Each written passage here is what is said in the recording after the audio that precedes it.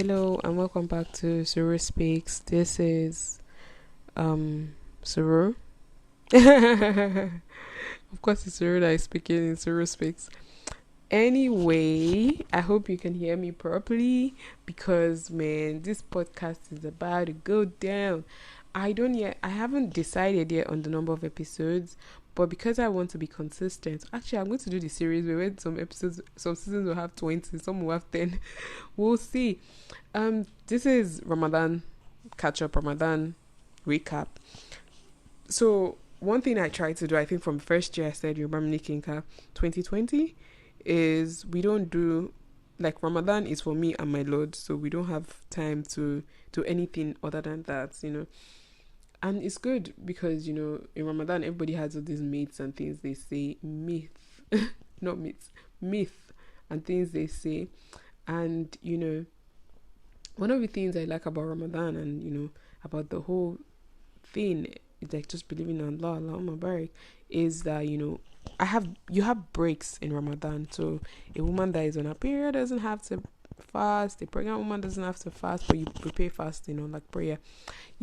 One of the things that I find quite interesting, I think for me, is the time that the excuse for a sick person and also a traveler, but a sick person. I remember last year's Ramadan on Twitter, somebody tweeted something along the lines of basically she has ulcer, is really bad, and she's forcing herself to fast because she asked and then they said no, she has to fast. And I'm just like, nope. Because the thing is, you have an excuse. If I remember a friend told me, and that is why I keep reminding myself, because Ramadan is so important. You want to feel the spirit, you want to feel in, like the spirituality of it.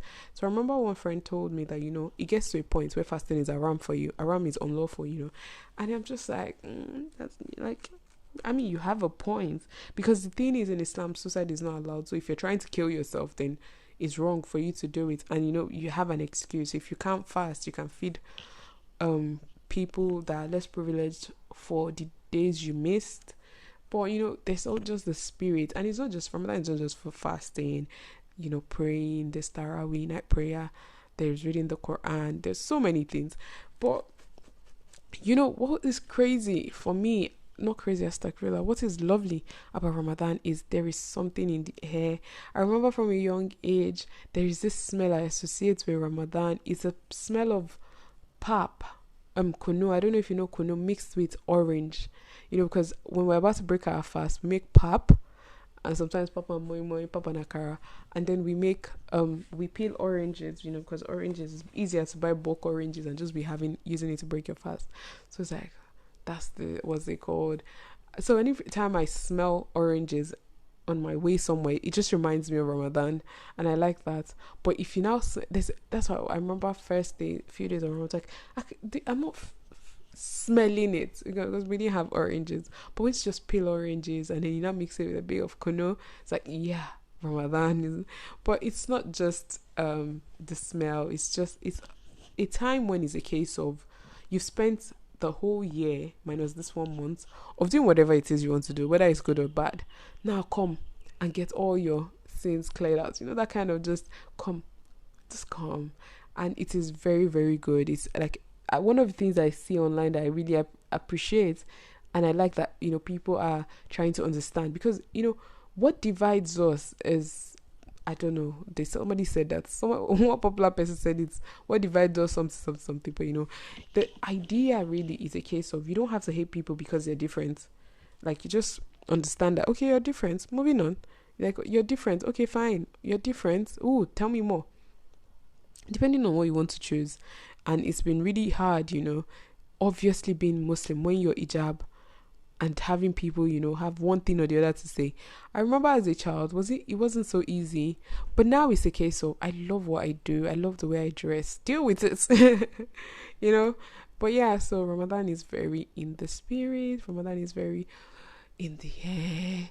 But now, I was telling someone that there's always a way you feel when Ramadan is here, and there's a way that Ramadan is gone.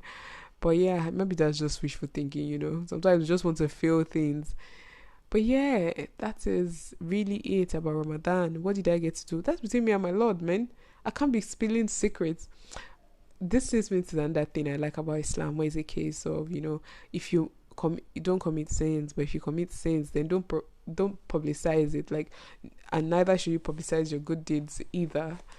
That's really, really nice. So yeah, with this, I think I have basically touched on Ramadan and just the spirit, and of course, how can I talk about Ramadan and not talk about the Eid where there's lots of food but you can't eat because you're still in the Ramadan spirit. So we pray, and there's just something about that prayer. It's just two rakahs, but there's just something about hearing Allah Akbar several times. It's just like, oh wow. Even if it's sunny, you're just like, that's the spirit. Like, I'm hot, I'm uncomfortable, but that's the spirit. And then the lecture and the, like, yeah, that's the spirit. But yeah, honestly, anybody that hasn't, experienced Eid and everything, because I see online where some non-Muslims are like, oh, they want to know what it feels like. It's actually a good idea. Do you know something crazy?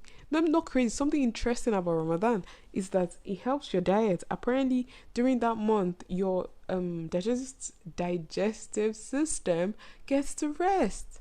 Oh, you get to use your excess glucose in your body. And I always remember so many random things at random times. I remember having this person, an acquaintance, that said, oh, he was dieting at the time, and he was like, oh, now he's so used to it, he doesn't want to stop. And I was just like, well, that's kind of like how Ramadan works. Don't eat, don't drink. I noticed the H factor too. I'm not sorry. It's God that understands the H factor. So he was like, don't eat, don't drink, and just help your system to initially it's going to be a case of, oh my god, what's going on? But after a while, you get so used to it. You're like, I can do this all day, Captain America. But yeah, thank you so much for listening. This is Suru Speaks, and it is going to be so much fun. I know this is like intro, first episode, second episode. It's just like, what is she doing now? Yeah, don't worry, it's gonna be fun. And now with English, everybody can listen. Everybody that speaks English can listen. The problem with Yoruba was apart from the fact that I couldn't speak it, there was also this line where it was a case of, some people don't speak Yoruba, let's try to meet them halfway. But it was because I had this time constraint and everything, and because my Yoruba is just not very there, it was hard for me to speak Yoruba and translate it. It was a struggle. Like, sometimes people tell me, oh, it seems fake, and I'm just looking at them like, it's not fake. Yeah, so thank you so much for coming. Thank you for listening. I spoke Yoruba, so no coming to challenge me like, I didn't speak Yoruba. Most saw Yoruba. Yeah. And with that, what